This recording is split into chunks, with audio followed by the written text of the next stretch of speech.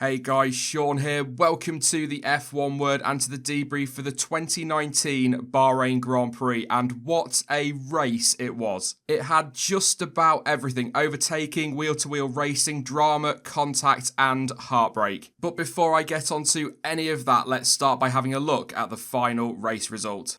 It was Lewis Hamilton who took victory in Bahrain ahead of teammate Valtteri Bottas, giving Mercedes their second 1-2 in as many races. Charles Leclerc eventually finished in third place with Max Verstappen in fourth and a second Ferrari of Sebastian Vettel in fifth. Great drive from Lando Norris to finish in sixth place ahead of Kimi Raikkonen once again in the points for Alfa Romeo in seventh. Pierre Gasly recovered to eighth place in the second Red Bull, with Alexander Albon getting his first career points for ninth and Sergio Perez getting his first points of the season, rounding out the top 10.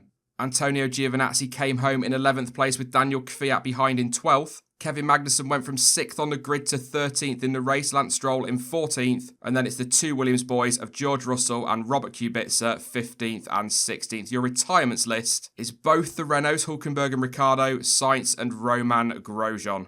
There is only one place to start in terms of talking points then, and that is with Charles Leclerc. Absolute heartbreak. He drove superbly all weekend and absolutely deserved that win. Most people would accept that.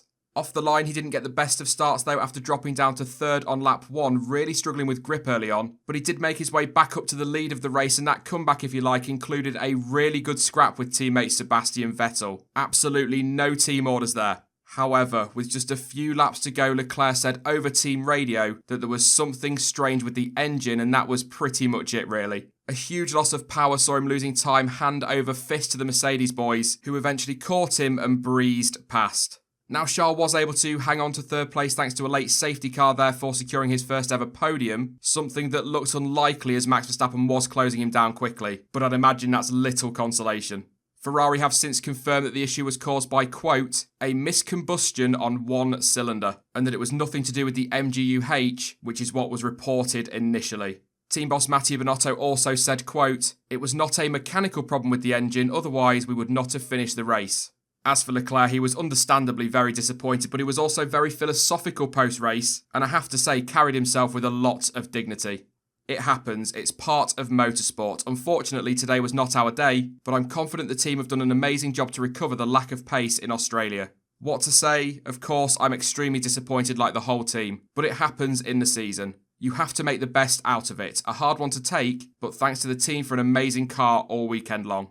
I'm not looking at results, I'm looking at the potential to do better. Today, third was not our place, but I'm very happy anyway. Congratulations to Lewis and to Valtteri.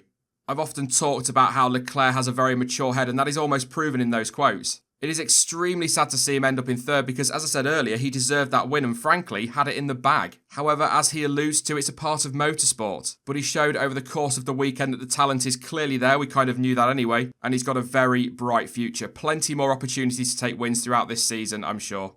As for Lewis Hamilton, well, he was lucky, wasn't he? And even he said that. I don't like putting it all down to luck. I've said this many times because at the end of the day, you've got to be there to capitalise on that luck when it falls your way. And he got himself in that position and did it once again.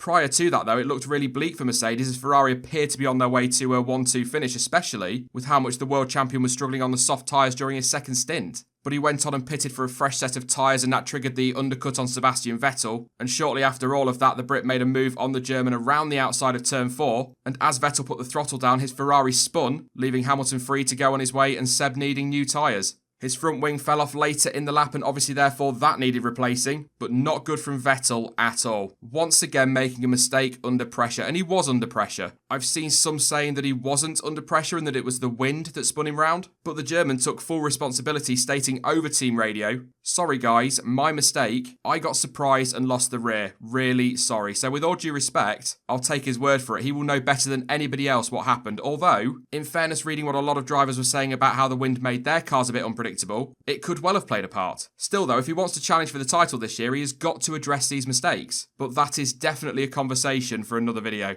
Back to Lewis Hamilton though, and the world champion acknowledged his luck in Bahrain whilst also paying tribute to Leclerc's performance, but added that the team need to improve if they are to take the fight to Ferrari this year.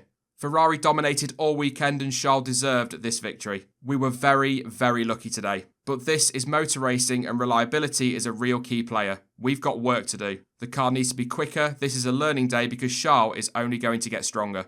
We are happy, but we are also conscious and aware of how lucky we were to come away with a 1-2. We can't be jumping around in excitement because we know that Charles did the job and should have won. I have to say, there was some real class out there from a number of drivers post-race, and there was some seriously good scenes and nice words exchanged in the cool-down room between Hamilton and Leclerc. Great to see. Very quickly, on the second Mercedes of Valtteri Bottas, the Finn couldn't really replicate his pace in Australia and said that he couldn't keep the rhythm during the race and described the evening as quite lonely. He did get involved in some good battles, to be fair, especially early on in the race, but admits that he was able to turn things down a little bit in the latter stages of the race to save his power unit. Bottas did also add that a plastic bag got caught in his front wing, which he says cost him some performance. Despite all of that though, he still left Bahrain top of the Drivers' Championship. It was a miserable end to what was, in all honesty, a bit of a poor weekend for Renault. Nico Hülkenberg had car issues in qualifying, that saw him start down in 17th, and Daniel Ricciardo was only 11th, although he did start one place higher thanks to Romain Grosjean's penalty. Despite a disappointing Saturday though, Ricciardo did lead the race briefly during the pit stops as he tried to make a one-stop strategy work, and Nico Hülkenberg had recovered well to be running in the points. However, on lap 39, the two made contact into turn 1 as Danny Ric locked up and hit Hülkenberg, who ran over the Aussie's front wing. There was no damage done to either car, but it was a close call. Then on lap 54 of 57, both of the Renaults pulled over with mechanical issues pretty much at the same time, and onboard replays showed smoke coming from the back of Hülkenberg's car, with Ricciardo's just cutting out altogether. Disaster for the team. That triggered the safety car and saw the race finish under those conditions, of course, and after the race, team boss Cyril Abiteboul described the failures as frustrating and unacceptable, and urged the team to react to the situation and focus on reliability. Our race today came to a sudden stop so close to the finish. These are issues we have previously encountered, but something we were unable to rectify in Bahrain. These problems are increasingly frustrating and unacceptable, as both cars have shown very good competitiveness both over one lap and race runs. Meanwhile, Daniel Ricciardo was summoned to the stewards for failing to replace his steering wheel after his car broke down, but he was not handed a penalty after it transpired that the ERS warning lights on the car was red and the team had asked the Aussie not to touch the car. And Danny Ric told Sky Sports F1, quote, "I don't really feel like getting electrocuted today." And I suppose that is fair enough. Overall though, another very disappointing weekend for Renault, and Daniel Ricciardo just cannot catch a break with reliability.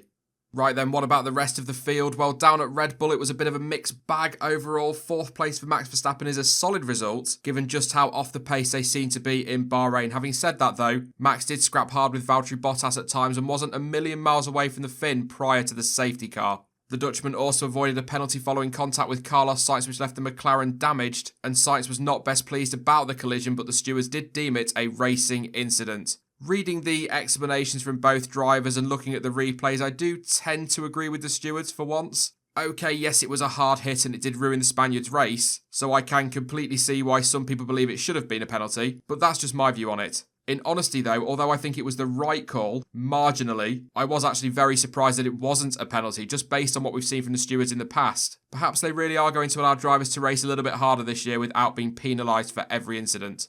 As for Pierre Gasly, not a great weekend again. He had some issues with his car in qualifying which left him down the grid, and so 8th place on the face of it looks like a solid recovery. However, when you consider that 3 drivers who started ahead of him retired from the race, and that his teammate showed the pace to be comfortably 4th, it suddenly doesn't look like quite a good recovery. And post-race, Gasly said that he still isn't comfortable with the car, stating, "As soon as I try to push, I struggle a lot with the rear and the traction. I need to see what I can improve to get the maximum out of the car and work with the engineers to see what we can do to make me feel more confident, because at the moment, I feel I cannot really push." It was a solid weekend for McLaren, all things considered. For the first time since Malaysia 2017, both cars made it into Q3, and Lando Norris, who I will talk about a little bit later on, managed to bag some very solid points. It was a shame that Carlos Sainz ended up with another DNF to his name, but I think that he can take some comfort away from the early season pace the car has, as can the whole team of course. What the Spaniard needs is just for the luck to start going his way. A solid race for Alfa, with Kimi Raikkonen once again getting his car into the points, and the Finn was happy with how the car felt at times during the race. We saw some seriously good battling between Kimi and a number of others throughout that midfield, with Raikkonen describing it all as a nice race with some good battles. Man of many words as ever. His teammate, however, described the race as challenging but felt like he could have fought for 10th place had the safety car not come out late on. The Italian was involved in an incident with Daniel Kvyat at turn 11.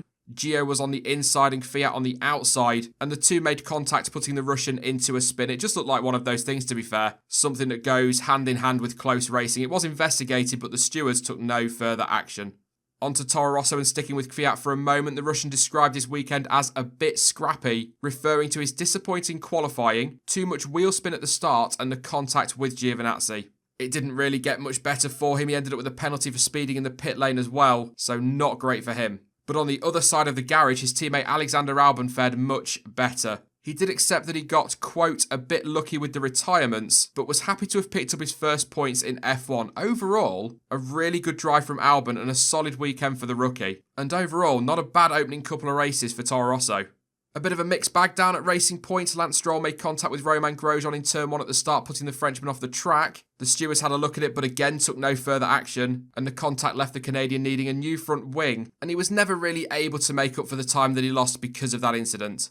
As you saw earlier, his teammate made it into the points though, but the Mexican feels that without the safety car, he could have taken 9th place from Albon. It wasn't all plain sailing for Checo though. He explained after the race that, quote, "We had an issue with the brakes getting too hot, and I had to pit much earlier than planned to remove some debris blocking the brake ducts." Perez was another one that got involved in some really good midfield scraps, and it was a very solid drive from the Mexican. Not a great day at all for Haas though, quite frankly. As I mentioned a moment ago, Romain Grosjean was involved in that first corner incident with Lance Stroll, and that was pretty much it for his race. He did get going again, but had damage to his floor, and so the team decided to retire the car fairly early on, really.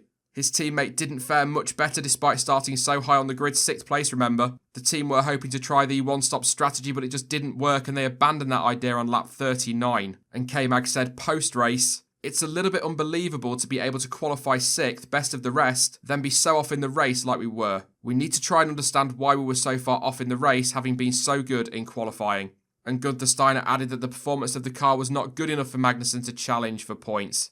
And finally, down at Williams, Dave Robson described the race as another tough evening. However, George Russell said that it was a fun race for him after getting involved in some battling with his teammate, and from a personal perspective, was happy with the result. Robert Kubica, on the other hand, said that he had some balance issues which left him struggling at times, and he was yet another driver to talk about the wind and how that was affecting his car. There's not really all that much to add on Williams, but I will say it was good to see Russell and Kubica be able to fight each other on track. Let's face it, that is probably the best the two of them can hope for this season. Now, Charles Leclerc was driver of the day according to the official fan vote, and I think that's fair. As I said earlier, prior to his mechanical issues, he was in complete and total control and drove brilliantly. But I am going to look elsewhere, and my other driver of the day is Lando Norris. He drove so well throughout the race and thoroughly deserves that 6th place. Okay, yes, there was a slice of luck involved thanks to that late Hülkenberg retirement, but Norris was quick all evening and was quite comfortable going wheel to wheel with those around him. There were some great fights in there and excellent overtakes as well. In particular, one that I've seen post-race was a cracking move on Pierre Gasly around the outside of turn 4. Super late on the brakes, dived to the left of the Red Bull, up on the curb, and just clean round the outside of him. I have popped a link in the description, by the way, to that pass. It's a great move and a great performance overall for Norris. And based on what we saw during qualifying in Australia and in Bahrain, plus just how good he was during the Grand Prix, he really does look to have just settled into the sport almost immediately. Still early days, of course, but the potential is definitely there. Very good start to the season and a great race in Bahrain. Before I go, we will have a quick look at the championship tables, and Valtteri Bottas remains top of the drivers on 44 points, with teammate Lewis Hamilton just in behind on 43. Max Verstappen is third on 27 points, with Charles Leclerc in fourth on 26 and Sebastian Vettel only on 22. Kimi Raikkonen is sixth with 10 points on the board already. Lando Norris has 8, as does Kevin Magnussen in 8th place. Nico Hülkenberg is 9th on 6 points, and Pierre Gasly rounds out the top 10 with 4 points on the board. In the Constructors' Championship, Mercedes already looking comfortable on 87 points. Long way to go this season though, of course, with Ferrari second on 48 and Red Bull on 31. Kimi Raikkonen's 10 points see Alfa Romeo in 4th place with McLaren in 5th. Haas have the same tally as McLaren, 8 points. Renault just a couple of points further back on 6. Toro Rosso sit 8th with 3 points. Racing Point are 9th, also on 3 points. And Williams are 10th and the only team yet to score. That is it then for the Bahrain Grand Prix debrief, and in the comments section down below, let me know what you thought about the race and also who was your driver of the day. Now, I will be back later in the week with more content as always, but I do need to give you a little bit of a heads up. The new PC is due to arrive at some point this week, well, all being well it should do, and that's obviously going to take a little bit of time for me to get set up and everything installed, so that could impact on when the next video is up, but I will of course keep you all updated. In the meantime though, you can follow me over on social media. Links to Twitter, Instagram, Facebook and of course to Discord are all in the description down below. But as ever, thank you for watching. I've been Sean, this has been the F1 Word, and until next time, goodbye.